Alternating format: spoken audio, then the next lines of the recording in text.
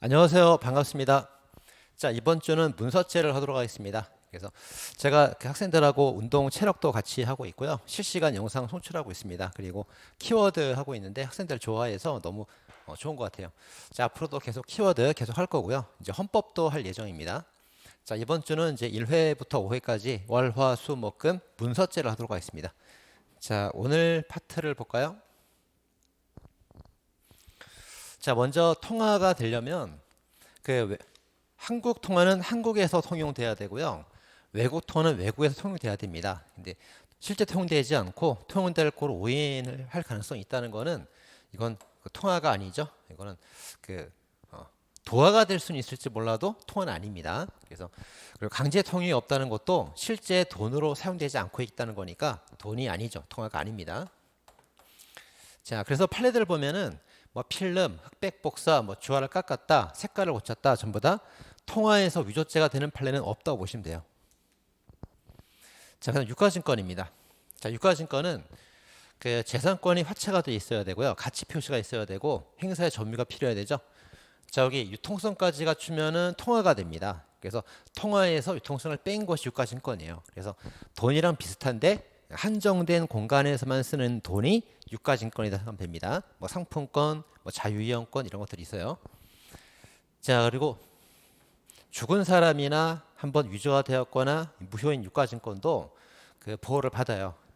하지만 한번 복사가 됐다거나 어음의 외관을 갖추지 못했다거나 이럴 때에는 유가증권 보호를 받지 못하죠. 유가증권 위조죄에 객체되지 못합니다. 자, 위조가 되려면은 일반인들이 오신케 할 정도가 되어야 보호를 받고요.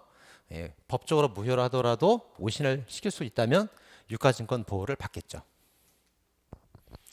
자, 유가증권 되는 거 마는 거 있는데요. 각종 전표는 문서죠. 근데 할부 구매 전표는 유가증권이에요. 이거 상품권이죠. 자, 일반 우리가 쓰는 신용카드는 가치가 써 있지 않습니다. 이건 문서죠. 근데 소비조합 발행 신용카드는 이 두 개가 상품권이에요. 유가증권으로 보호를 받고 있죠. 자, 그리고 일반 공정전화 카드 지금은 잘 안 쓰는데요. 이거 가치가 표시가 되기 때문에 유가증권입니다. 하지만 후불식 전화 카드는 신용카드 일종이기 때문에 유가증권이 아니라 문서로 보고 있죠. 자, 기타 뭐 리포트 탑승권, 문방구 약속업 용지도 유가증권 보호를 받는다. 이런 판례들이 있습니다. 자, 일단 위조와 변조를 구별할 줄 알아야 되는데요. 자, 위조가 되는 거는 세상에 없던 가치를 새로 만들어내는 게 위조죠. 그래서 5가지가 있죠. 이사 위패백입니다. 자, 이 이름 바꾸면 동일성이 확 바뀝니다. 사진 바꾼다던가 위조가 되었거나 폐기되었거나 이런 것들. 자, 가치가 없는 것들이죠. 가치가 없는 것들의 금액을 보충해서 새로운 가치를 만들어내면 위조가 되는 겁니다. 그래서 이사 위패백이에요. 백치 가치가 없는 거. 이사 위패백. 자, 이사 위패백 5가지가 위조죄입니다. 이사 위패백. 자, 다른 사람이 위조해서 가치가 없는 거를 새롭게 보충해서 가치를 만들어냈습니다. 변조가 아니고 위조죠. 위조입니다. 자, 권한을 넘어서 한도를 넘어 보충한 것도 위조가 되고요. 그 다음 파지라거나 폐 공정전화 카드는 가치가 없는 거잖아요. 이제 새롭게 보충해서 새로운 가치를 만들어내니까 변조가 아니라 위조가 됩니다. 자, 갑은 전에 있던 대표고요. 을은 현재 대표입니다. 자, 전 대표가 현 대표 명의를 쓰면은 권한이 없으니까 죄가 되겠죠. 자, 근데 현 대표는 권한이 있는 사람이기 때문에 전 대표 이름을 써더라도 죄가 성립하지 않습니다. 그래서 누가 있는가 잘 봐야 돼요. 전 대표가 현 대표 이름을 썼다. 얘는 권한이 없는 사람이니까 죄가 돼요. 근데 현재 대표인 사람은 권한이 있으니까 전 대표 이름을 썼다 하더라도 위조가 성립하지 않습니다. 전 대표는 권한 없으니까 죄가 되고 현 대표는 권한이 있으니까 죄가 되지 않습니다. 자, 그 다음에 돌아가신 아버지 사망자 이름 써도 죄가 되죠. 원칙은. 근데 거래상 표시하는 명칭을 썼다든가 그런 경우는 죄가 성립하지 않죠. 그리고 또 하나 가명을 썼을 때 이거 인격의 동일성이 확인될 정도로 종래 사용하던 가명이었다. 뭐 가수 B 그러면 정지훈이잖아요. 그런 경우는 위조가 되지 않습니다. 근데 만약에 이제 가명을 썼는데 종래 사용하던 가명이 아니고 뭐 가수 해 있었단 말이에요. 그럼 우리가 가수 해가 누군지 알 수가 없잖아요. 인격 동일성을 확인할 수가 없단 말이에요. 그러면 위조가 될 수도 있어요. 자, 변조입니다. 자, 변조는 이제 권한이 없는 사람이 원본을 고쳐서 내용 변경한 게 변조가 됩니다. 그래서 위조가 뭐 있었죠? 이, 사, 위, 패, 백. 5개가 위조고 나머지는 전부 다 변조다 생각하면 됩니다. 자, 자기 명의는 권한이 있잖아요.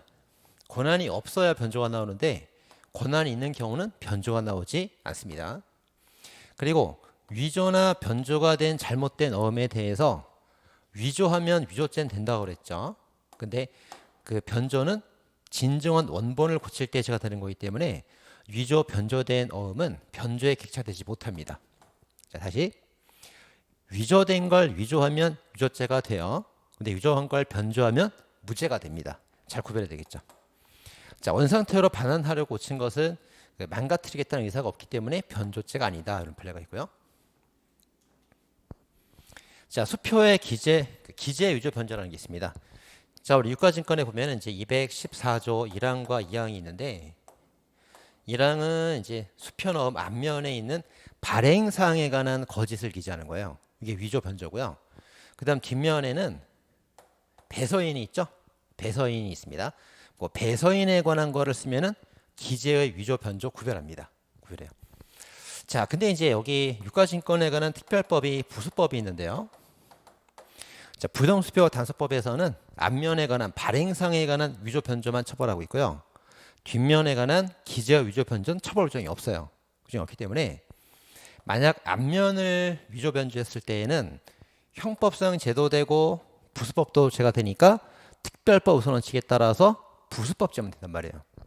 근데 뒷면에 관한 상을 이제 위조 변조했을 때에는 특별법 규정이 없죠. 없으니까 형법상 214조에 단순 그 기재 위조 변조만 성립하게 되는 겁니다. 자, 됐죠? 그래서 부정수표 단서법에는 발행에 관한 앞면에 관한 위조 변조만 처벌하고 있고요. 뒷면에 관한 기재 위조 변조는 처벌 규정이 없습니다. 그래서 특별법이 없는 경우는 형법상 유가증권 위조 변조로만 처벌이 가능하게 됩니다. 중요한 판례죠. 자, 자격모형죄라는 건 뭐냐면 이름은 자기 거 쓰는 거죠. 이름은 내 건데 자격이 남의 겁니다. 그게 자격모형이죠. 이름을 남의 거 쓰면 위조. 이름은 내 건데 자격이 남의 거면 그게 자격모형이에요. 자, 직무가 정지된 사람이 그 자격을 썼다든가 대표에서 재직하던 사람이니까 지금은 대표 자격이 없는 거잖아요.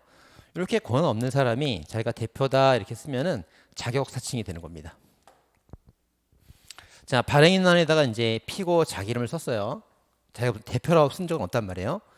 도장만 이제 옛날 도장을 찍었던 거죠. 그래서 여기 대표라고 자기가 글로 쓴 바가 없기 때문에 남의 자격을 사칭한 게 아니다 봅니다. 자, 대표권을 남용했다는 거는 권한을 넘지 않았다는 거죠. 권한이 있다는 겁니다. 자, 권한이 있는 사람은 위조, 변조, 자격모형죄가 나올 수가 없죠. 나올 수 없습니다. 자, 허위작성은 이제 권한 있는 사람이 하는 거죠. 위조, 변조, 자격모형은 권한 없는 사람이 하는 거고 권한 있는 사람이 거짓말해서 죄가 되는 게 허위작성이에요. 자, 권한은 있는데 발행일자를 과거로 소급 기재했다거나 선조한 사실 없이 선적했다고 쓴다거나 거짓말하는 경우가 허위작성죄가 됩니다.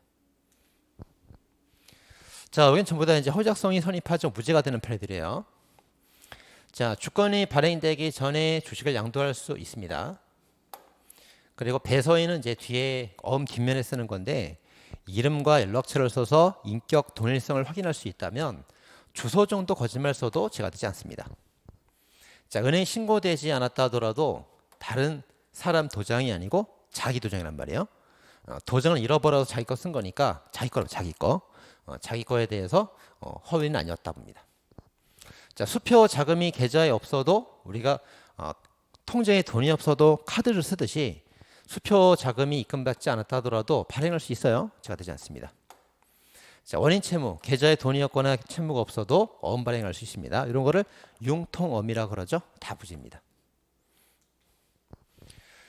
자, 이게 통통표죠.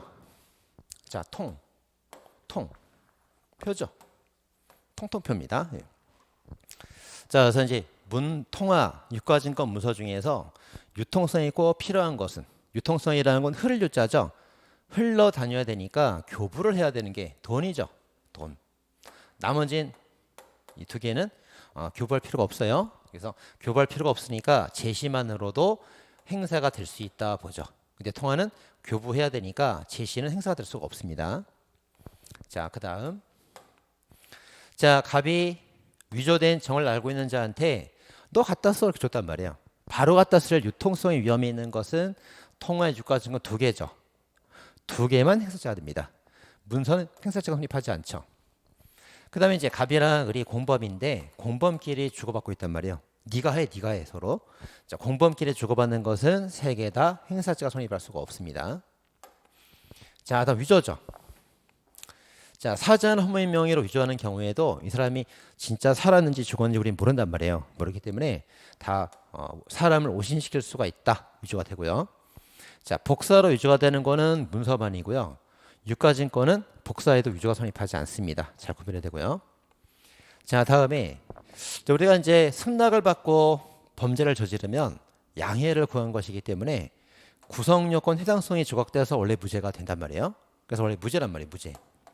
자, 무죄인데 죄가 되는 게 딱 하나가 있죠. 거기에 작용 모형에 관해서 허락이 있다 하더라도 유가증권은 유통될 위험이 있고 회사가 책임을 지기 때문에 이거 하나만 죄가 되는 겁니다. 자, 통통표는 꼭 잘 기억해야 되겠습니다. 동그라미죠. XX 여기가 동그라미 X 이거가 된단 말이에요. 그죠? 그리고 알고 있는 사람한테 주는 거는 두 개만 죄가 된단 말이에요. 알고 있는 사람한테. 공범에게 주는 건 다 X가 됩니다. 그리고 죽은 사람인지 우리가 모른단 말이에요. 둘 다 동그라미. 그 다음에 복사는 안 되고 문서만 됩니다. 그 다음에 허락받으면 양해가 되기 때문에 다 X인데 이거 하나만 동그라미 있단 말이에요. 기억하셔야 되겠습니다. 자, 오늘 공부는 여기까지 마치도록 하겠습니다. 10분 공부 수고하셨습니다.